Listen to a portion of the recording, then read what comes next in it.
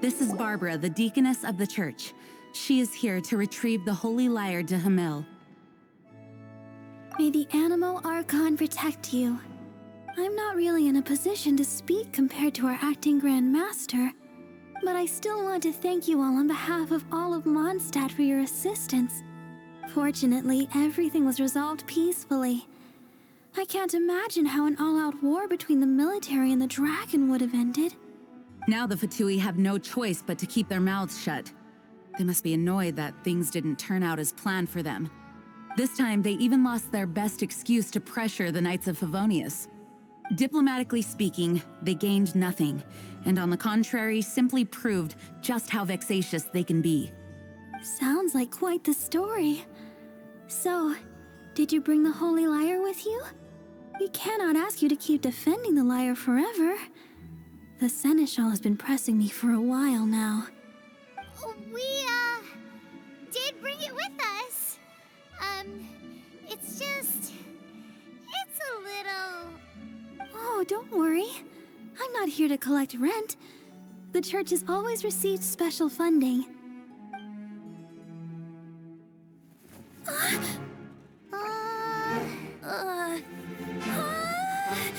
Holy Lyre! Lord Barbados! Even if I atone for these sins for the rest of my life, it would still not be enough! Oh, give it here.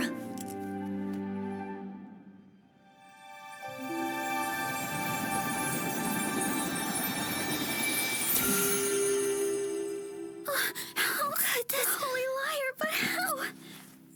Huh? Let Paimon see! No. I don't know how you managed to fix it, but you'll never touch the lyre again! We, really should get going. That trick I used to repair the Holy Lyre. I mean, the magic I used isn't going to hold forever, you know. What? Tone deaf, Bard! Hey, don't go!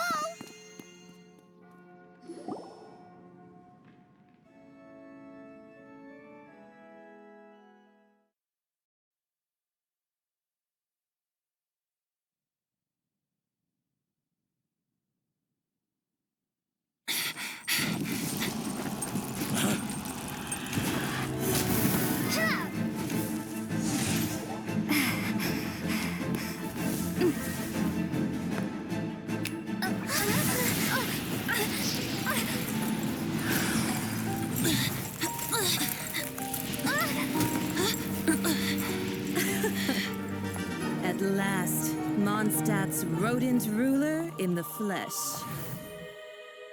Scurrying through the streets looking for leftovers?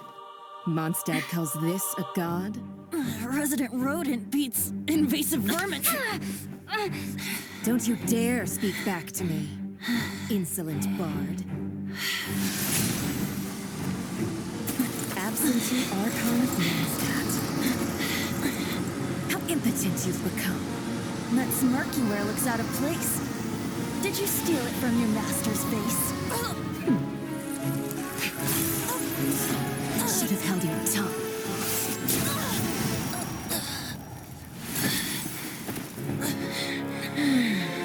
So, this is a Gnosis. Wouldn't be caught dead wearing this ugly thing in public. Beauty is a waste when the beholder has no taste.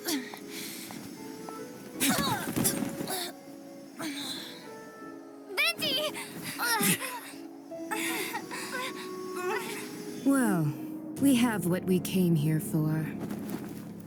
Come, before our dear Favonian friends arrive. Leave nothing for them to find.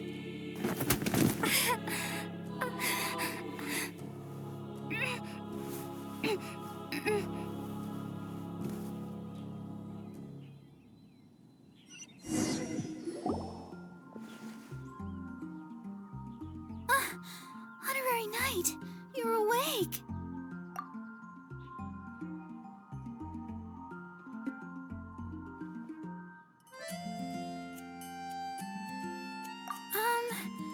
I wouldn't say he's all right, exactly. I found you lying unconscious outside the cathedral and used my elemental powers to heal you. That bard awakened first, but strangely, my healing powers had almost no effect on him. This is the first time I've encountered such a patient. But he just said, it's completely normal, and then got up and left the cathedral. He left? Already? Where'd he go? The symbol of Mondstadt's hero. That's what he said. I wanted to stop him, but Master Jean, said to let him leave. How strange. Paimon remembers Venti healing under that tree before. It's probably due to the connection between Windrise and the Animal Archon. Master Jean has figured it out as well, but we can't tell Barbara.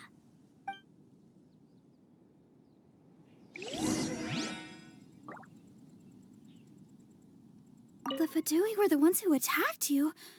That's too much. Master Jean has already returned to the Knight's headquarters. She said that she will look for evidence, but she also said that if the Fatui didn't leave any traces, the Knights might find it difficult to lodge a complaint against them.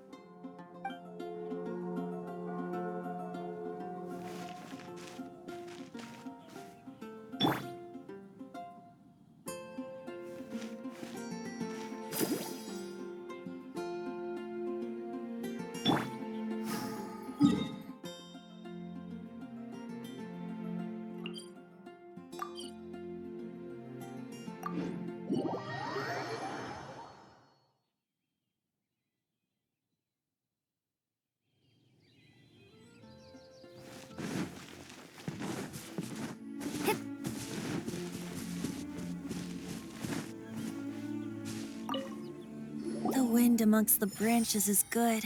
I love the way it smells. I said the exact same thing last time. Why do I only say these things when I'm down on my luck? So you noticed. This isn't something I'm meant to discuss with ordinary people, but I suppose I can let you in on the secret. As you know, visions are external magical foci that only a small minority of people possess. They use these visions to channel elemental power. In truth, every wielder of a vision is one who can attain godhood and ascend to Celestia. We call such people allogenes. Allogenes? Paimon's never heard of them before. That's because this is a secret that only Archons are privy to. We don't need primitive tools like visions. Instead, each Archon has an internal magical focus that resonates directly with Celestia itself, known as a Gnosis. It's just a glowing glass ball I carry around to avoid suspicion. So who was that nasty woman who sent Paimon flying and stole your Gnosis? Her name is Signora, number 8 of the Harbingers. She and the rest of the Harbingers have been given godlike executive authority by the Tsaritsa of Snezhnaya, and with it, strength surpassing that of other mortals. The Tsaritsa of Snezhnaya? Isn't that... Indeed. She is one of the 7, the Tsaritsa who reigns from her winter palace, and the one person that the Fatui Harbingers all answer to. The 7 don't always get along well, but still... I never thought that she would plot to steal another Archon's Gnosis. How should I put this? 500 years ago, I knew her well. But I can't say the same is true now. You see, a certain catastrophe happened 500 years ago, and after that, she cut off all ties with me. But we can save discussion of the Cryo Archon and the Fatui for another day. If you seek the rest of the 7, many difficulties lie ahead of you still. You should head for Mondstadt's neighboring nation of Liyue. The Geo-Archon who reigns there, unlike me, administrates his entire region personally. He only descends once every year to give his divine predictions, which set the direction for Liyue for the rest of that year. Even so, it sounds like he works much harder than a certain someone, In any case, This year's Rite of Descension is soon to begin. If you miss it, you'll just have to wait another year. What? Oh, why didn't you tell us before? Well, then bye. We're going. One moment, Windborn Outlander. Just use it gratefully. Or, better yet, treat me to a glass of dandelion wine.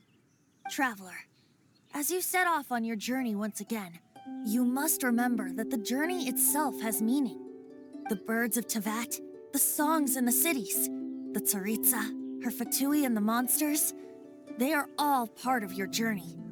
The destination is not everything. So before you reach the end, keep your eyes open. Use the chance to take in the world around you. Great. So, that's that for the Animo Archon's admonishments. Back to Venti time. If you want to chat, now's the time. A bard stays not always in a single climb. Up till the end, Dvalin remembered his duty as one of the Four Winds. As such, I don't intend to forcibly strip him of that duty and force my ideals of freedom onto him. I just hope that Dvalin will be able to choose for himself and understand what freedom is. Before I became an Archon, I too was taught the meaning of freedom in this way by a friend. If you want to chat, now's the time. A bard stays not always in a single climb. Kaya shared some new intelligence, you say? Oh, I see. So, the Abyss Order has a prince who orchestrated the plan to corrupt Dvalin? They were probably trying to turn Dvalin into a weapon of war for the Abyss. But that said, I have never heard of any such prince of the Abyss Order.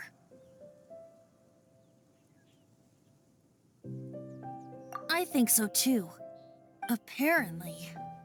But how does a princess come out of nowhere and take command over the entire Abyss Order? If you want to chat, now's the time. A bard stays not always in a single climb. That Fatui lady didn't hang around, did she?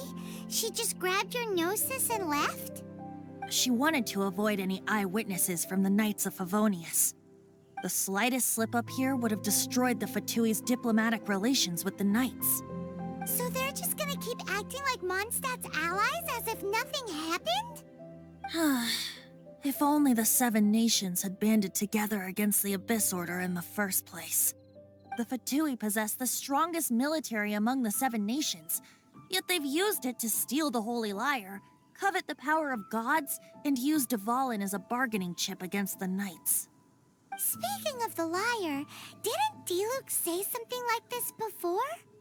He said that the Fatui could only run amok across the Seven Nations and threaten the Knights because of the Harbingers. Yes. As I said earlier, the Cryo-Archon has given them authority and strength beyond that of other mortals. The Tsaritsa... I haven't seen her in 500 years. What is she thinking? What's her plan? Whatever the answer is, I have a feeling it's only going to make your search for the Seven all the more difficult. If you want to chat, now's the time. A bard stays not always in a single climb. As I said before, vision wielders are known as allogenes and may ascend to Celestia. A Gnosis is a higher-order nexus of elemental manipulation and is emblematic of an Archon's status as one of the Seven. But as for which of the Seven took your brother, I'm sorry, I don't know. Wait, as one of the Seven, I'm not clear of suspicion yet either, am I? Hang on a hot second. Tone Deaf Bard is just one of Barbados' many incarnations. Who's to say that... We're a great team indeed. Say, once you find your brother, how would you like to become one of the new Four Winds? You don't seem too into it. Hey, Tone Deaf Bard, if being one of the Four Winds means free food, you can consider Paimon. If you want to chat, now's the time. A bard stays not always in a single climb. Well then, best be off to Liyue. If the dissension ritual you failed to tally, then another year you must dally.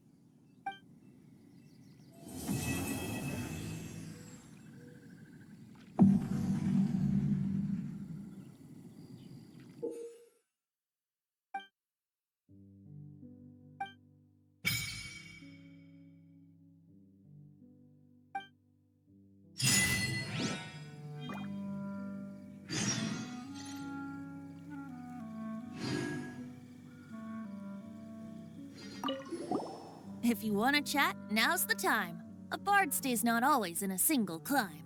Well then, best be off to Lille. If the dissension ritual you